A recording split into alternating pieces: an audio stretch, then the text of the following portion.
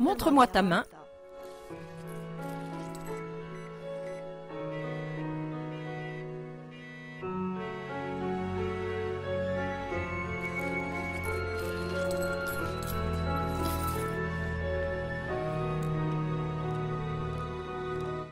Tu peux dire à ta maman qu'elle doit te faire mettre une puce. Au revoir.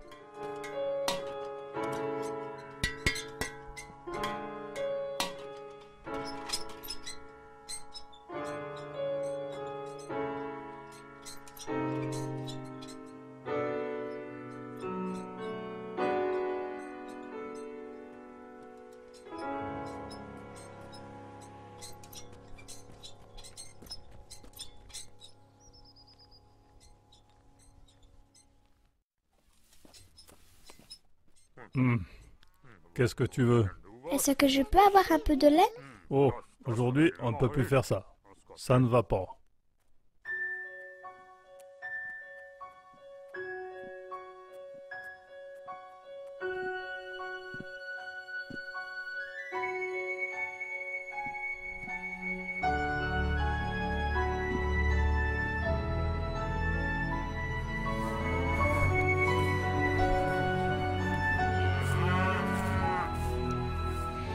Petite vache, tu me donnes un peu de lait?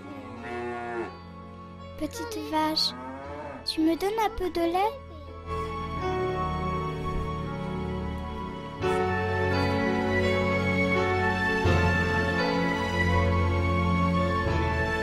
Ça ne devrait pas être comme ça, l'avenir de nos enfants. Stop à la puce RFID.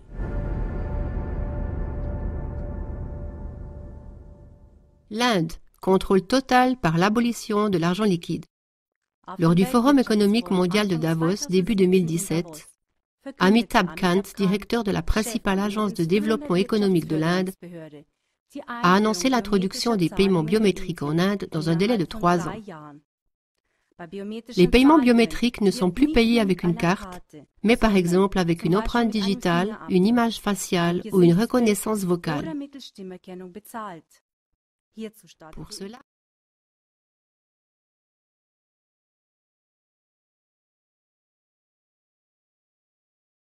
l'Inde avait lancé un programme dès 2010 afin de recueillir les données biométriques des 1,2 milliard d'Indiens.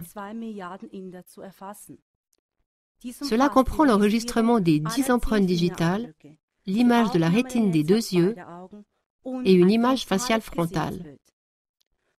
La réforme radicale de l'argent liquide que le gouvernement indien a menée en novembre 2016 a forcé l'ensemble de la population à enregistrer ces données biométriques. Les billets qui ne sont plus valables ne peuvent être échangés que par l'intermédiaire d'un compte bancaire propre. Celui-ci ne peut être créé qu'à condition que toutes les données biométriques soient enregistrées. L'abolition de l'argent liquide ne prive pas seulement la population de son argent liquide, mais elle la rend entièrement contrôlable et maîtrisable. Ce type de paiement est-il testé en Inde, par exemple, afin qu'il puisse bientôt être introduit dans le monde entier?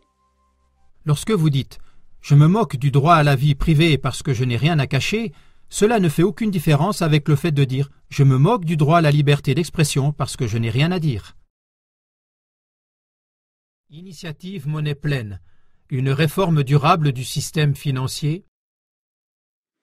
Le 10 juin 2018, la Suisse organisera un référendum sur l'initiative dite « Monnaie pleine ». L'objectif de l'initiative est que la génération de nouvelles monnaies électroniques serve à nouveau le bien-être général du pays et non plus les banques privées comme jusqu'ici. L'argent réservé électroniquement sur des comptes d'épargne ou des comptes courants représente 90% de tout notre argent. Pour l'instant, la nouvelle monnaie électronique est créée à partir de rien par les banques elles-mêmes. Cela se fait en accordant des prêts pour lesquels des intérêts doivent être payés. En bref, les emprunteurs doivent payer des intérêts pour de l'argent à partir de rien. Afin de mettre fin à cette création d'argent privé, seule la Banque nationale suisse aurait à l'avenir le droit de générer de la monnaie électronique pour le compte de l'État et conformément à la législation de l'État. Cela mettrait fin à la création incontrôlée d'argent par les banques privées, afin qu'elles ne puissent prêter que l'argent mis à leur disposition par les épargnants, les investisseurs ou la Banque nationale suisse. Et pour que la création d'argent serve réellement le bien-être général du pays, la Banque nationale suisse serait obligée de mettre en circulation l'argent nouvellement créé sans dette et sans obligation de remboursement.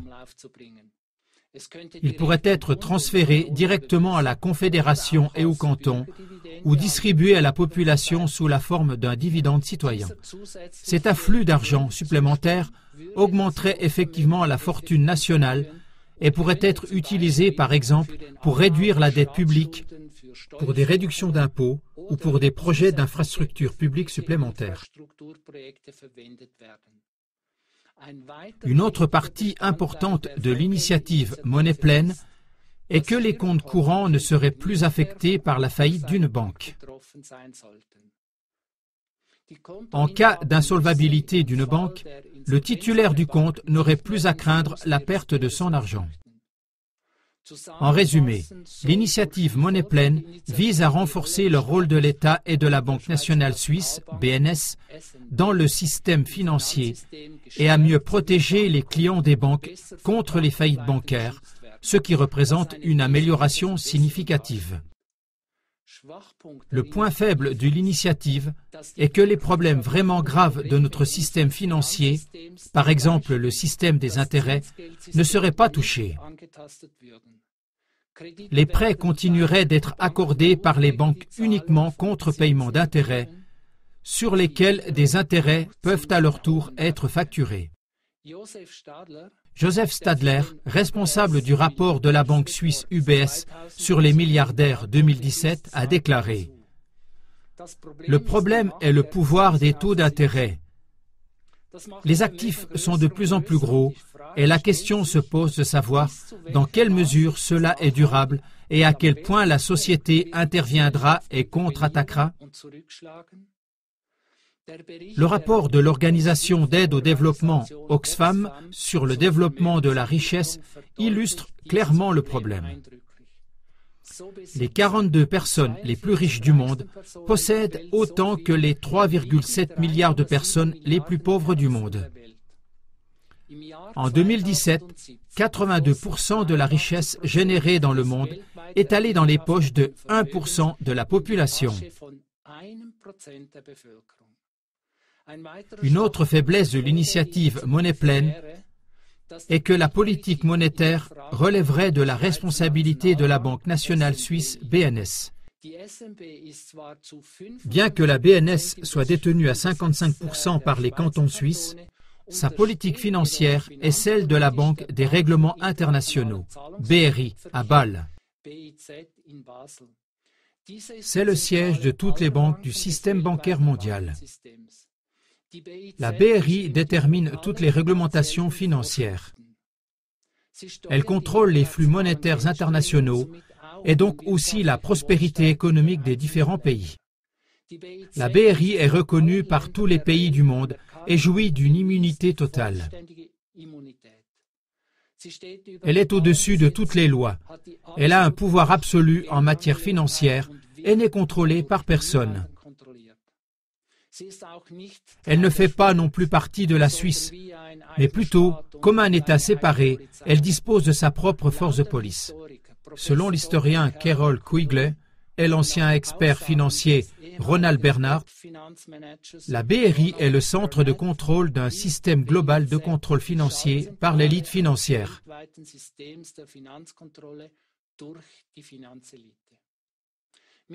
La BRI est censée aider à diriger les systèmes politiques de tous les pays et l'économie du monde entier. En résumé, l'initiative Monnaie pleine, qui apporterait une solution à certains problèmes du système financier, aura-t-elle vraiment un effet positif sur le bien-être de la population si le système d'intérêt reste intact et si le système financier continue d'être déterminé par des intérêts privés?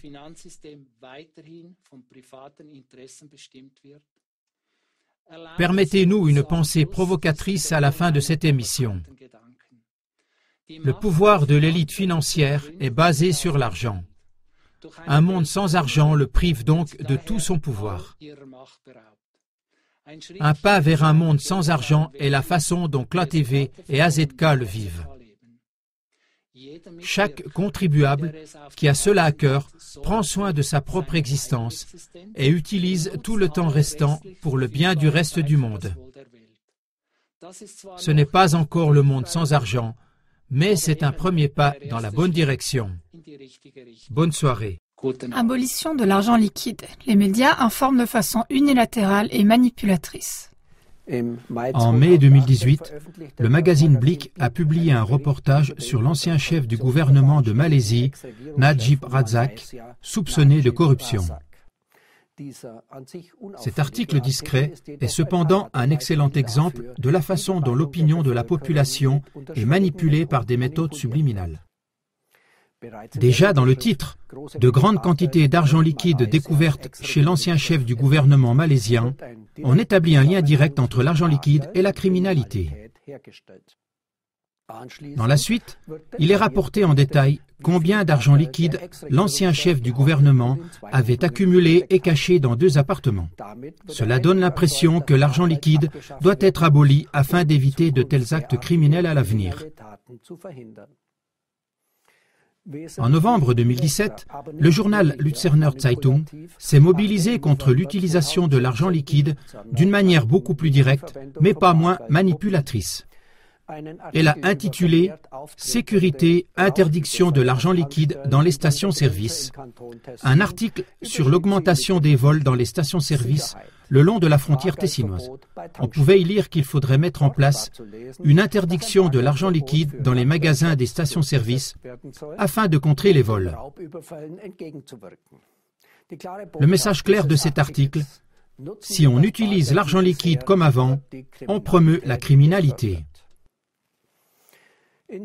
En Allemagne, par ailleurs, toute une série d'articles de presse ont été publiés début 2018, dans lesquels, à la différence des 2 exemples précédents, une publicité directe a été faite pour les opérations de paiement sans espèces. En janvier 2018, par exemple, le journal en ligne Focus Online a publié un article intitulé « Même les sans-abri n'en ont pas besoin. Voici comment la vie sans argent liquide fonctionne en Suède. » Dans cet article, la Suède était présentée comme un pays d'avenir où la vie sans argent liquide était dépeinte comme facile, pratique et faisant gagner du temps. Pour enfoncer le clou, en janvier 2018 également, le journal Lauterbacher Anzeiger a publié l'article « La carte électronique fête ses 50 ans » et le Berliner Zeitung, l'article « Les Allemands pensent que l'argent liquide, c'est génial. Pourquoi en fait ?» Dans ces articles, la Suède a été saluée à maintes reprises comme un modèle à suivre et l'Allemagne comme un pays arriéré. Toutefois, tous ces articles n'ont nullement mentionné qu'il existe aujourd'hui en Suède un fort mouvement opposé à l'abolition totale de l'argent liquide. L'exclusion des personnes âgées de la vie économique et l'abandon total de la population à une politique de taux d'intérêt bancaire négatif ne sont que quelques-unes des raisons de ce mouvement. Les articles qui suggèrent un lien direct entre l'argent liquide et la criminalité masquent également complètement le fait qu'une étude de la Deutsche Bank a clairement réfuté un lien entre l'argent liquide et la criminalité. En conséquence, l'expansion des opérations de paiement sans argent liquide ne se traduit pas par un recul, mais seulement par une délocalisation de la criminalité. Étant donné que le montant des dommages causés par les activités criminelles est nettement plus élevé dans les opérations de paiement sans liquide, il est évident que celui-ci ne permet pas une lutte durable contre la criminalité. Ainsi, les principaux médias se révèlent une fois de plus comme des tordeurs de la vérité. Ils trompent et manipulent systématiquement la population par le biais d'articles subtils et d'omission des informations importantes.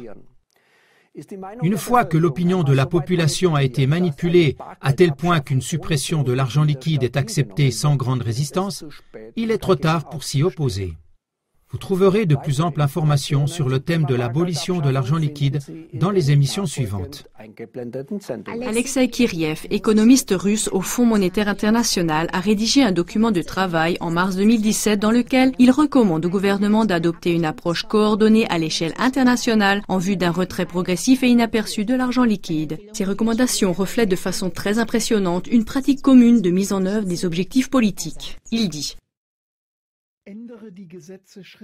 Changez les lois graduellement et sur une longue période de temps, de sorte que la majorité des gens ne s'en aperçoivent pas ou l'acceptent tout juste.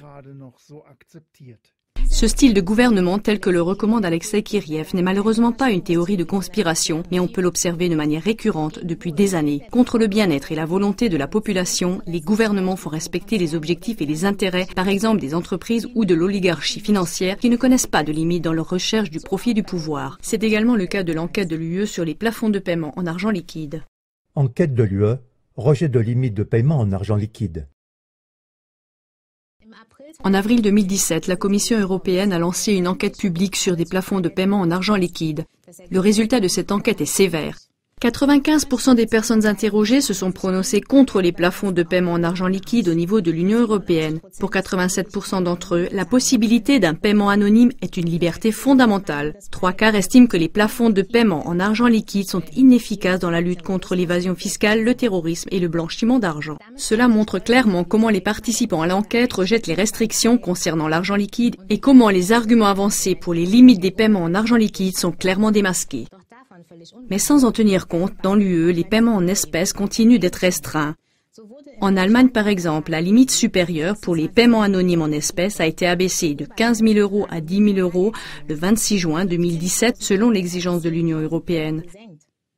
La question se pose, pourquoi interroge-t-on encore la population sur sa volonté ? En Inde, au Pakistan et au Nigeria, la population n'est pas interrogée. Dans ces pays, l'élite financière va de l'avant avec l'abolition massive de l'argent liquide. Bill Gates souhaite qu'au moyen de sa fondation, les transactions financières soient totalement converties en paiement sans argent liquide avant fin 2018 en Inde, au Pakistan et au Nigeria. C'est ce qu'il a annoncé lors d'une réunion du ministère des Finances américain fin 2015. Il travaillerait à la réalisation de cet objectif en collaboration avec la Banque centrale indienne depuis 2012. À cette fin, la Fondation Gates, en collaboration avec l'Agence des États-Unis d'Amérique pour l'aide au développement, a formé la Better Than Cash Alliance, une alliance pour l'élimination de l'argent liquide. Cette alliance est composée de 50 entreprises et organisations, principalement du secteur des services financiers. À la suite de la réalisation avec succès de la réforme de l'argent liquide en Inde, le directeur de cette agence de développement américaine, Rajiv Shah, a été nommé en 2016 président de la Fondation Rockefeller. De toute évidence, il avait bien fait son travail. L'exemple de l'Inde montre comment, dans les coulisses, la soi-disant élite financière fait fortement avancer l'abolition mondiale de l'argent liquide. Mais cela montre aussi à quel point augmente l'influence des super riches sur les gouvernements et les décideurs de haut niveau, par exemple comment Bill Gates peut contrôler à son gré la politique de pays comme l'Inde. Abolition de l'argent liquide. La population est délibérément trompée. La limitation ou la suppression de l'utilisation des espèces est généralement justifiée par la lutte contre la criminalité, la corruption et le terrorisme. Toutefois, une étude de la Deutsche Bank montre que même sans argent liquide, il est difficile de mettre un terme aux activités illégales et au financement du terrorisme. Dans des pays comme par exemple la Suède, où les transactions financières sans argent liquide sont très avancées, on constate un net déplacement vers la criminalité virtuelle, par exemple la fraude par carte, avec des dommages généralement beaucoup plus élevés. Ainsi, il apparaît que les arguments justifiant une restriction ou une abolition de l'argent liquide sont une tromperie. État de surveillance à travers l'abolition de l'argent liquide, la mise en garde d'un insider. Dans le monde entier, de plus en plus de gouvernements restreignent l'argent liquide. Les gros billets sont retirés de la circulation ou encore les paiements en espèces dépassant une limite fixée sont interdits. Toutefois, Jim Rogers, gestionnaire de fonds spéculatifs et ancien collègue de George Soros, un investisseur de milliards de dollars, tire la sonnette d'alarme et met en garde contre les restrictions et l'abolition de l'argent liquide.